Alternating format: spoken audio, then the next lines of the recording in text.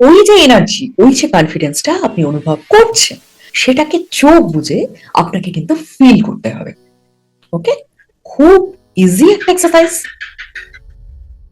এটা করা এমন কিছু ব্যাপার নয়। এই এক্সারসাইজটা দিনে 2 থেকে 3 বার যদি করা যায়, 15 দিনের মধ্যে সাবকনসিয়াসলি একটা অসম্ভব সুন্দর পরিবর্তন আপনারা নিজেরাই অনুভব করবেন। কেমন?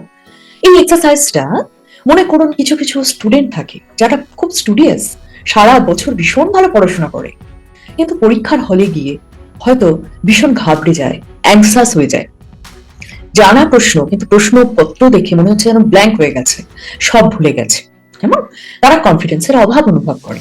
রাইট? এই ধরনের স্টুডেন্টরা যদি এই এক্সারসাইজটা নিয়মিত পড়ে, তাহলে ওরা ভীষণ ভালো উপকার পাবে। কেমন? তো এরকম ধরনের অনেক মানুষ আছেন যারা কনফিডেন্সের অভাব অনুভব করেন, তাদের জন্য সাবকনসিয়াসলি কাজ করার ক্ষেত্রে এই টেকনিকটা কিন্তু ভীষণ ভীষণ উপযোগী। তো বন্ধুরা, কেমন লাগলো ভিডিওটা অবশ্যই আমাকে জানাবেন।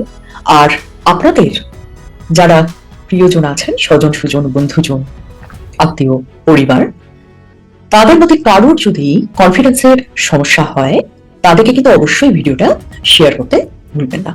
আমাকে কমেন্ট করে জানাবেন ভিডিওটা কেমন লাগলো।